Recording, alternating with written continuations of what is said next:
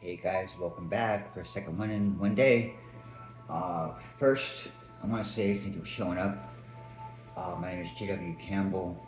I, uh, I'm here to deliver a message for you today that will help you in this season of balance. This is a season of finding, a sifting, finding not just finding yourself, but sifting through the wreckage and really being able to become prepared for anything, but without speaking anything into reality, right? It's about being. It's kind of like the kit you have for if your car breaks down on the side of the road. It's kind of like that, right? And we've going along on this path. In these last 5 steps. This is the sixth one. No, this is the fifth one. Excuse me. Uh, we have learned how to build our foundation and who we can welcome into our lives, who can't, who to cut out. And we're building this real temple within inside of ourselves.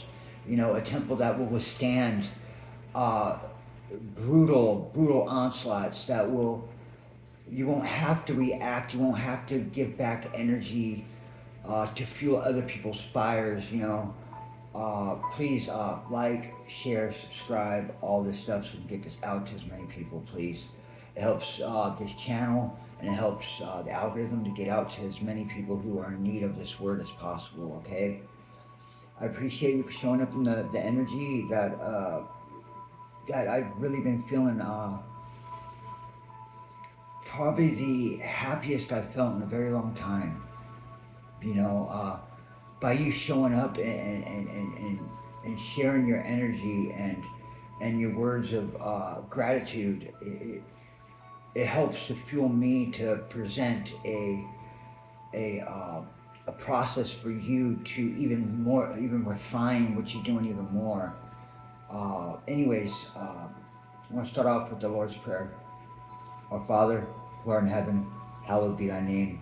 Thy kingdom come, thy will be done, on earth as it is in heaven. Give us this day our daily bread. Forgive us our trespasses, as we forgive those who trespass against us. Lead us not into temptations, but deliver us from evil. Thy is the kingdom, and the power, and glory forever and ever and ever. Amen. Amen. Amen. So I brought out the book, Prayer and Promises for Wisdom. This one's going to be on peace. It's pretty paramount right now, right? Our peace. It's a possession that we really honor. You know, we honor the way we feel, and if we're at peace, it's about honoring ourselves, and it's about honoring our Creator and honoring the universe and everyone that's come before us. It's important. To be at peace wherever you go. You know, you're at home. Wherever you go, you're at home because you have yourself and you have your Creator with you, and you have the ones who came before you just really cheering you on. So this is out of the Gospel of John 14:27. I am leaving you with a gift, peace of mind and heart. And the peace I give you is a gift the world cannot give. So don't be troubled or afraid. Isn't that just kind of what we're talking about? I didn't even look at that. I just brought out peace, right? Kind of like alignment, right? It's confirmation, baby, right? It's confirmation on top of confirmation. But anyways, this fifth of 10, so we're halfway done. This is about forms of meditation. I'm going to speak on what one specific form of meditation that really helped me in a very. Let me give you a backstory on it. All right, I was homeless for a year and a half. I had moved here. I spoken earlier. I had separated from my ex, who I was with for 6.5 years, and I moved out of state. And when I came back from out of state, I thought I was going to have a place to stay, and things just didn't pan out right. So I got off the bus from another state, and I was pushed into homelessness. I had been homeless before, but really I had no family backing.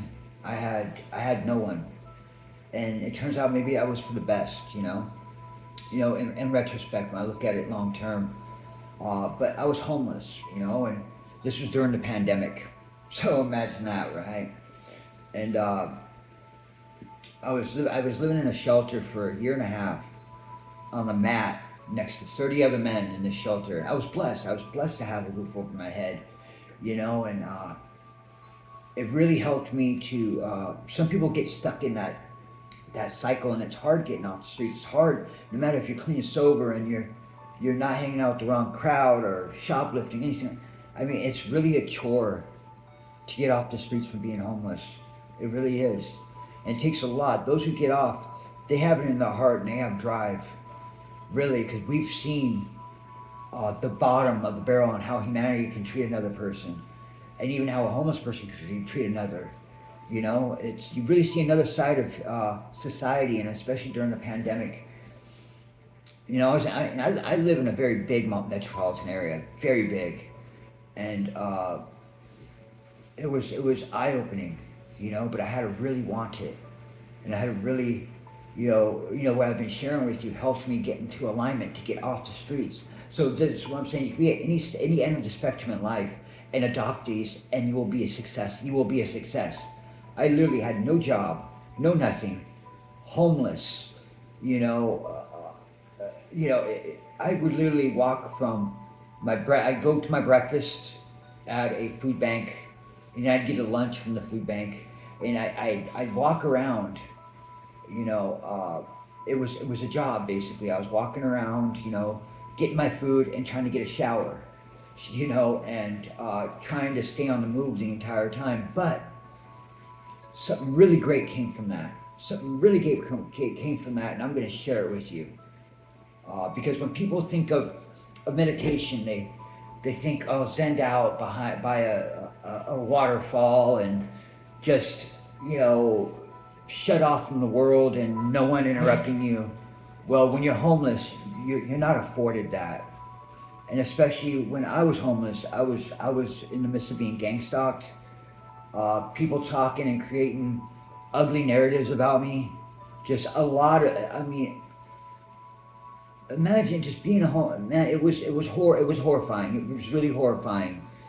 Going to go lay my head down at night, and I have people doing voodoo and witchcraft over me while I sleep and stuff, as I sleep. It was that legit, it was that real, and I had to really move in silence. But during that time, when I was connecting with my higher power, I was talking about being gang stalked, but I also had people who were following me around and trying to copy my life, what I was speaking about to the Lord, and how I was changing and stuff like that. And that was another thing, that people were trying to take my path, my homeless path from me. Trying to copy what I would be talking about and the strength when you don't have anybody you can trust and you're walking down the street, you talk out loud. You know what I'm saying? You can only really, when you're going through your awakening and stuff like that, you can only really, and I'm gifted in other ways like clairvoyancy, clairsentient, stuff like that. So I'm walking around, I'm feeling these energies and all these people's visions of what's happening around me that people do, or, it kept me alive. But I was speaking out about these things, and people would try to copy that and put it into their own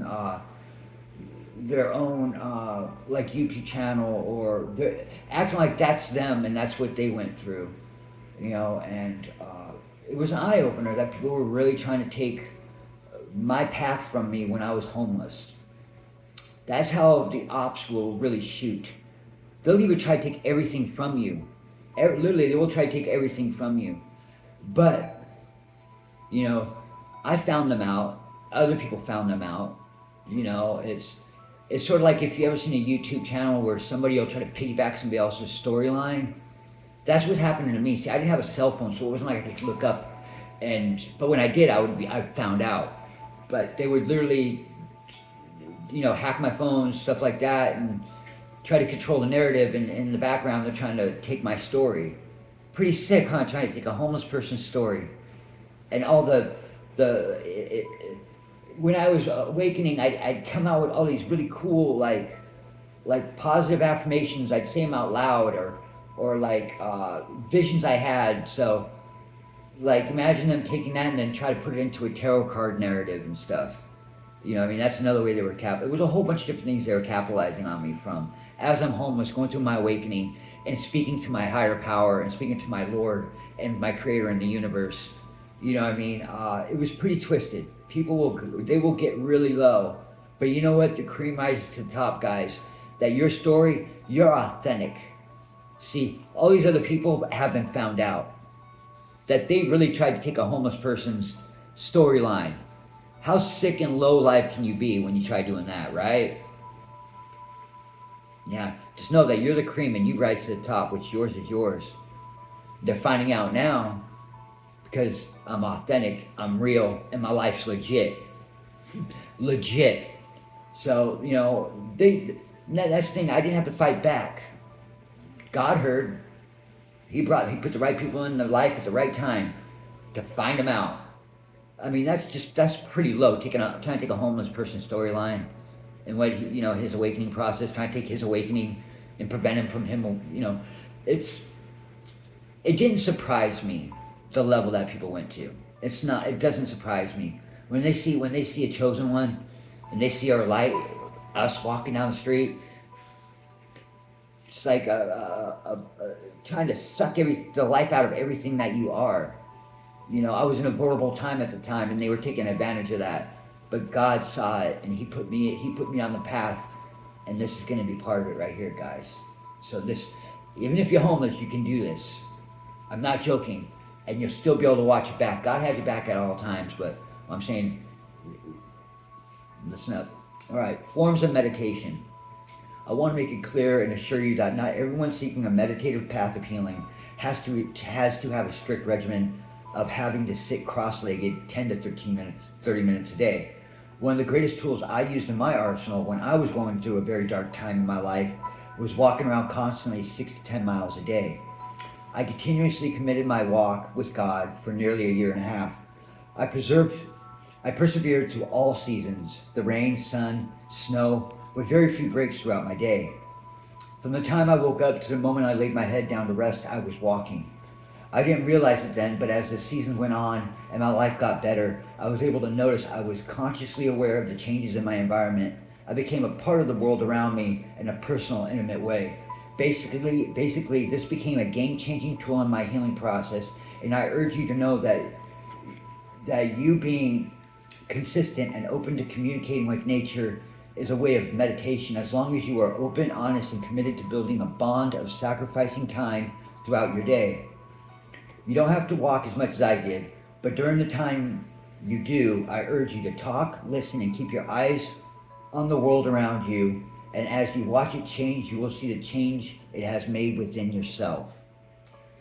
Also, meditation can be as simple as observing the previous steps we touched on, and bear down and keep your focus by doing some self-inventory or daily introspection.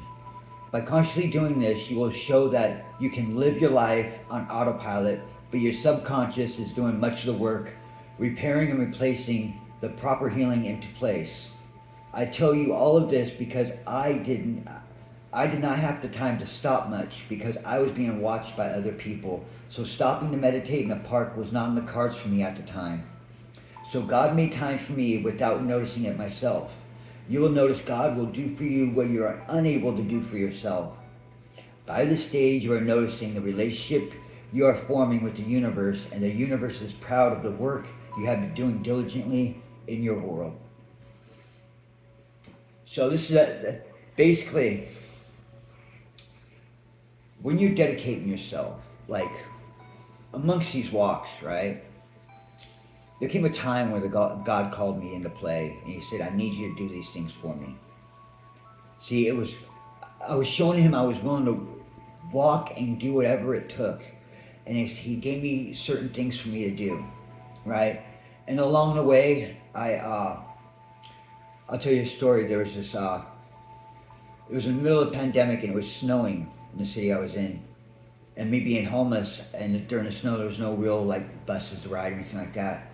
So I decided to walk around and try to help the people around me, right? A lot of snow, ice, all that. I could smell trouble, right? Or, something would go bad that if someone was there to help, in a desolate city in the middle of the snow, I would be there. So I'm walking around a corner and I'm looking at these people coming out of a bar and they're arguing, right? It was kind of like a fun banter kind of type of argument. But one of the gentlemen behind him, this other gentleman, said, "Where are you going?" He tried getting him to stop, grabbed the back of his coat. This guy flew up midair, came down and landed right on top of his head, knocked out. But his buddy that was with him was drunk. He's trying to move him around like a rag doll, just move him around like, "Oh, are you okay? Are you okay?" And me coming up, I was able to call the paramedics, make sure they got there, and to tell this guy to back off because he would have broke this guy's neck. Well, come to find out, he was okay. This guy was okay. I didn't wait around for the cops or anything like that. I just kind of went on my way, made sure the guy was stabilized and stuff like that. But see, that was me. That's how my awakening. That was part of my. It was enhancing my, enhancing my gifts and seeing into the future and stuff like that. Seeing and anticipating, knowing where I need to be, and God put me in the right place at the right time. Because the guy probably would have snapped his neck and he'd been dead, and the guy was so drunk he didn't know. So just know that God will work within you. The universe, the world around you will work within you. You don't have to stop and zen out and do all it. It will in time. You'll get to that point. You will. But see, if you do it at first, it'll be forced, and it won't come natural, and it'll lose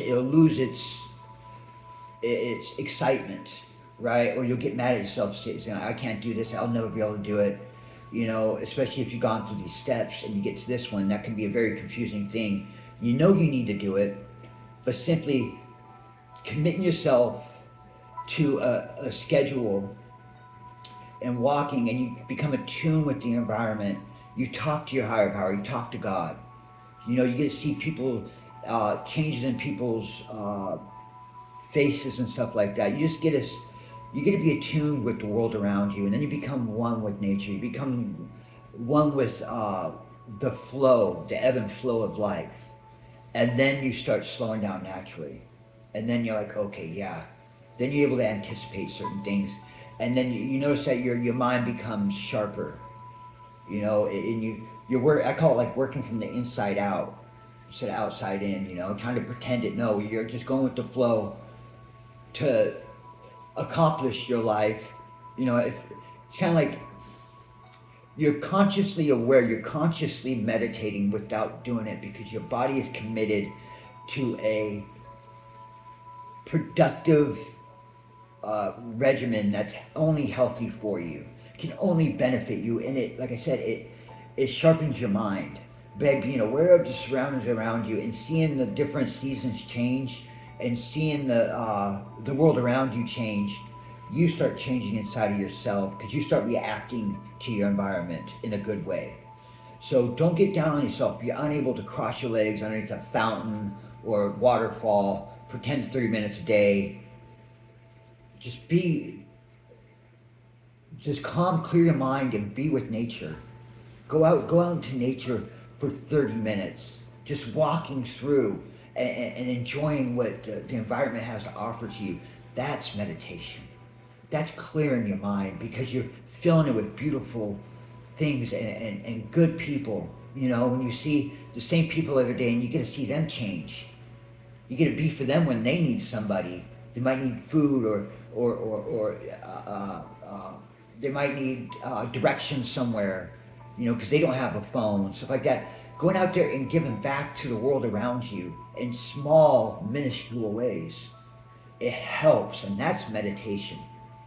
Because it clears your mind, and you're focusing the world around you. You don't have the time to worry about what Joe Schmo over here is doing and how Jimmy's talking crap about you behind your back, and how you can be treated when you go home. No, you're becoming attuned with nature, and nature will start working with inside you. God sees you. You're walking along with Him, and He'll point things out, and you'll notice how He's speaking to you. You can walk down the road, and you get to see how God's talking to you through other things. You'll have a You won't even need to talk out loud. You'll be able to just think about it, and he'll answer you. He'll answer you in his own way. And that's how cool it is when you get to have a relationship with the Lord like that. You know what I mean? Like inside jokes almost. You know how people have those? It's like that, but with the Lord. You know, because he's your best friend. You know, you're our creator. He should be our best friend. He gave us life, right? Whether if you believe in reincarnation or anything like that, if you believe in that, he's given you life how many different times? How many experiences have you had? You know what I mean? And,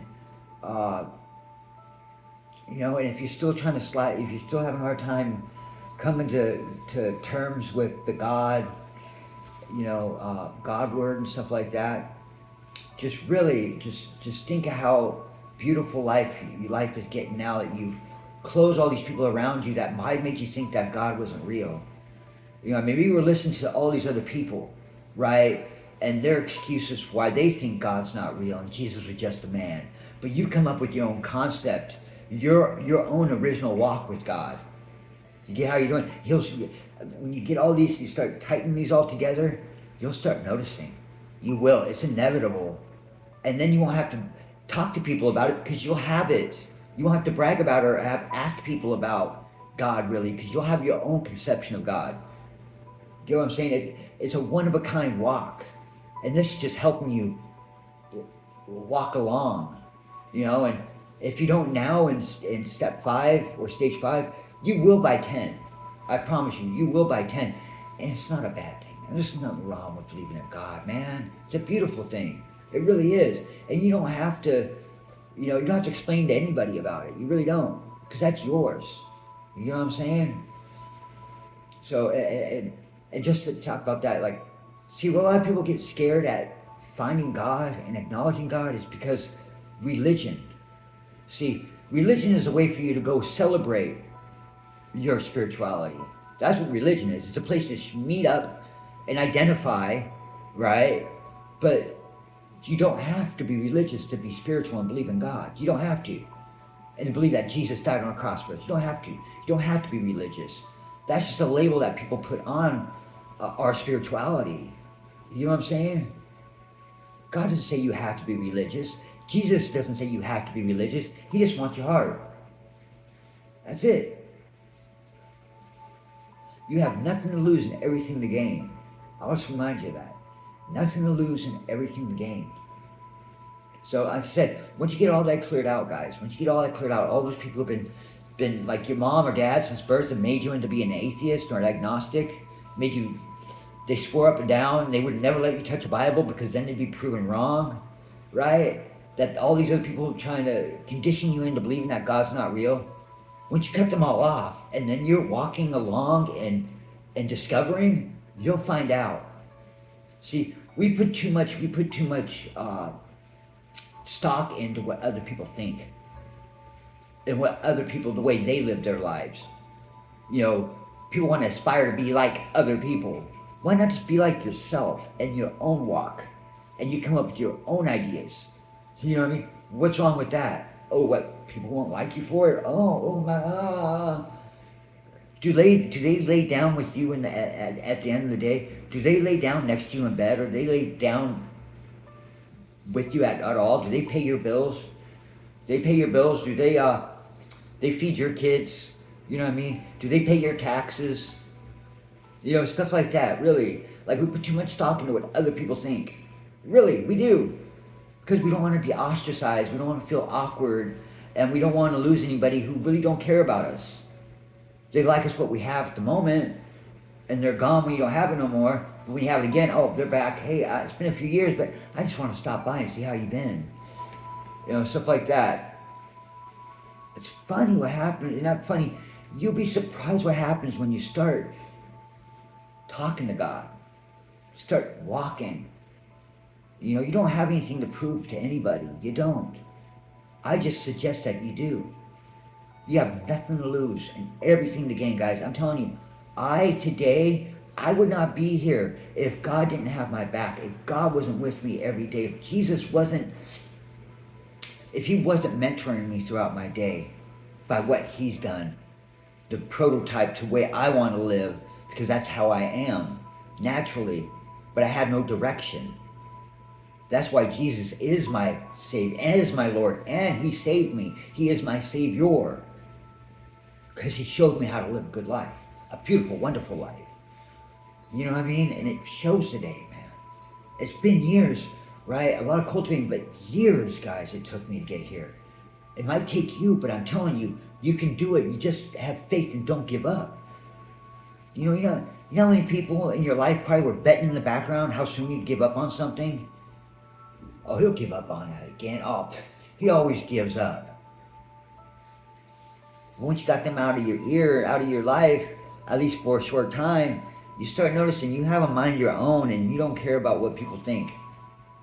And that's freeing, man. That's freeing. People talk about freeing and unplugging from the matrix. You know, that's more than unplugging from the freaking matrix. That's creating your own matrix. That's creating your own world. You know what I mean? You're not accountable to anyone when you're in this position. Really, you're not.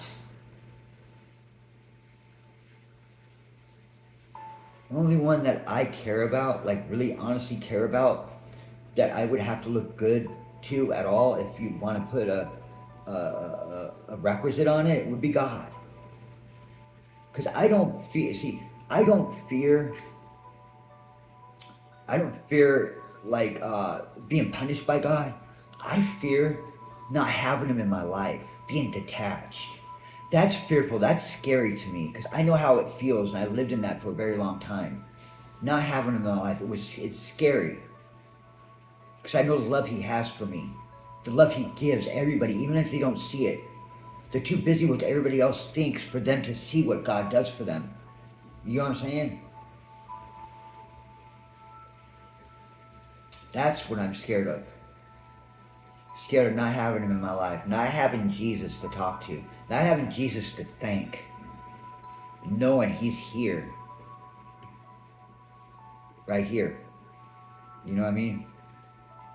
That's scary for me. But anyways, and that's the thing, I don't have to be scared of that anymore. I don't. The thing is, I don't have to. Even when my back's against the wall, I don't have to. Because He's there with me. If I keep doing what I'm doing every day and what I've learned, I don't have to worry about shaming Him and causing Him to in my perception of Him turning His back on me or anything. No, because I'm doing the right thing every day. And He's proud of me. But it took this time to get here, that I don't have to be scared anymore. But I know if I stop doing what I'm doing and go on my old path and what I was doing and believe in what they were all saying, I'm scared because I will become detached. And I would be punished because I knowingly am doing the wrong thing. Knowingly doing the wrong thing. Yes, I will be held accountable for knowingly doing the wrong thing in life. That's all it is, guys. Really. Fire and brimstone. Do you think people who were in Sodom and Gomorrah knew they were doing the wrong thing? Yes, they knew they were doing the wrong thing. You hear what I'm saying? Like, people get scared about that, like fire and brimstone. Well, if you're not doing the wrong things, then you shouldn't have to worry about it. And, you know, don't let anybody else's labels on what you should be doing with your walk with God. If you're having a relationship with Him, guys, if you have a relationship with Him, you don't have to worry about what other people are going to make you and give you parameters on how to worship your Lord and Savior, Jesus Christ. They're going to give you parameters. No, it's your walk. You'll know when God's talking to you. You'll know when Jesus is present. I'm telling you, it's one of a kind. Your walk with God is one of a kind. You have nothing to prove to anybody else. It's just everybody else wants to imprint their beliefs onto you. That's why people get scared of going and believing in God, because they want to fear you in to that's what you have to do these certain ways, or you're not going to have a relationship with God. It's a control factor. It really is. It's a control factor. You, through this, you will co-create with God. You will co-create your world into a loving, beneficial, fruitful, compassionate, loving, fully loving, You will co-create. You will be elbow to elbow, right side. You'll be right there with him. You hear what I'm saying? That's the beauty part of it, man, is that you are walking with him and you're creating this along with him. How more solidifying to you committing yourself to the Lord is that? How much more solidifying is that? That all along the way you have sacrificed all of this and done all these great things that benefited you alongside him. I find that beautiful, guys, for real. I'm going to read this one more time for you guys, okay? Forms of meditation. I want to make it clear and assure you that not everyone seeking a meditative path of healing has to have a strict regimen of having to sit cross-legged 10 to 30 minutes a day. One of the greatest tools I used in my arsenal when I was going through a very dark time in my life was walking constantly 6 to 10 miles a day. I continuously committed my walk with God for nearly a year and a half. I persevered through all seasons, the rain, sun, and snow with very few breaks throughout the day. From the time I woke up to the moment I laid my head down to rest, I was walking. I didn't realize it then, but as the seasons went on and my life got better, I was able to notice I was consciously aware of the changes in my environment. I became a part of the world around me in a personal and intimate way. Basically, this became a game-changing tool in my healing process, and I urge you to know that you being consistent and open to communicating with nature is a way of meditation as long as you are honest, open, and committed to building a bond of sacrificing time throughout your day. You do not have to walk as much as I did, but during the time you do, I urge you to talk, listen, and keep your eyes on the world around you. And as you watch it change, you will see the change it has made within yourself. Also, meditation can be as simple as observing the previous steps we touched on and bear down and keep your focus by doing some self-inventory or daily introspection. By consciously doing this, you will show that you can live your life on autopilot, but your subconscious is doing much of the work, repairing and replacing the proper healing into place. Basically, you'll be on autopilot, but you're observing subconsciously, and then that's when it starts working. As long as you stay present and focused, it'll absorb it, and the change will start working from the inside out. That's where I'm trying to go with that, guys. I don't want to get that twisted. I tell you all of this because I did not have the time to stop much because I was being watched by other people, so stopping to meditate in a park was not in the cards for me at the time. So God made time for me without noticing it myself. You will notice God will do for you what you are unable to do for yourself. By this stage, you are noticing the relationship you are forming with the universe, and the universe is proud of the work you have been doing diligently in your world. Thank you guys for being here. And now that we have really got your foundation, we got all these things set into place, you're gonna start filling your house with your furniture. Yeah. You know what I mean? Now you got vibrant colors going on the inside. You know what I mean? Because you know when you meditate, you start feeling that warm. Naturally, you radiate it, right? So you can have some lovely radiating colors coming out, right? It's bright and beautiful. So now you're gonna start bringing in all your like furniture, your bedding, and just really start making it settling in and feeling like home. Sure, there's gonna be more ups and more downs, guys. But see, we're shooting for balance. We're not shooting for perfection. We're shooting for something that's better than tolerable. You know, a lot of us before lived subhuman. We were living an existence, not a life. We were just existing. You know, trying to get from day to day, and trying to survive, just survive as a whole, right? Having to use whatever we could at our disposal. See, now that we surrendered all this stuff, we've gone through feeling naked and vulnerable and all these things, right? We've gone through all that, and we're building up. We have our coat on, our just warm. It's like a warm, comforting feeling at this stage, right about this stage, you know. And you're able to really be yourself. That's another thing. We're able to really be ourselves. That's the important part. Is we're finding ourselves. Not what other people want us to be and what they want us to accomplish. It's what you want to accomplish in life. It's what's best for you in your life. Because your life is one of a kind. It's not like everybody else's. That would be boring. If everybody walked around and were like each other, we see it, guys, and it's boring, right? You know, remember when we were younger, you like to rebel. Oh, I don't want to be like that. Oh, goody two shoes, all that. Remember how we were like rebels? We wanted to be different. We had to show it any way we could. Well, this is being adult about it. You don't want to be cookie cutter like everybody else, because your life story is one of a kind. You've been through all that. Your map to life has been all over the place, right? It has a story in each place. Now it's time to come out and shine. Time to give up that empty baggage that don't fit you. But you still have those life lessons you got from it, right? Those life altering and changing lessons that you got. Now you're able to start patching them together and learning what you need to learn from them.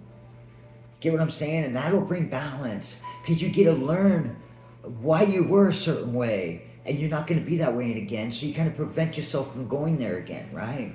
That's what I'm talking about, that balancing. We're getting there. You were back here. Now you're up about right here. We're shooting for about right here. We're going to get you there. We're going to get there, guys. We don't need to be all the way up here perfect. We're going to get right about here. I'll get you about there, right?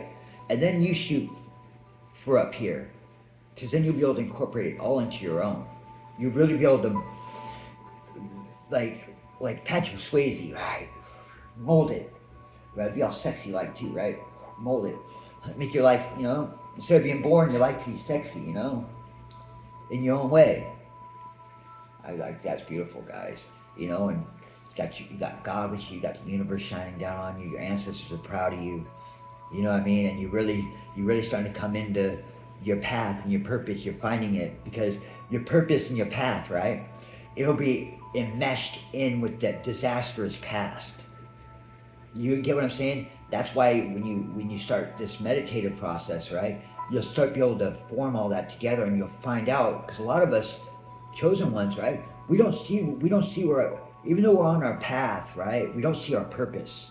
We're just trying to exist, and now we can breathe. But we really want to know what our purpose is. We want to know what it is. Look at the disaster that was your past. It's not a disaster. It's just a mess with it's like, remember Superman compressed that coal and got a diamond out of it?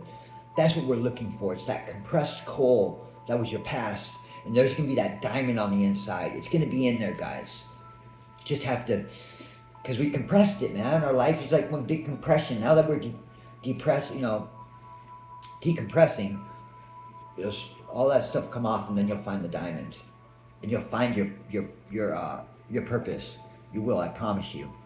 But right now, we just want to get to the balance so that all that charcoal can fall off, like on Superman, and you'll find that diamond.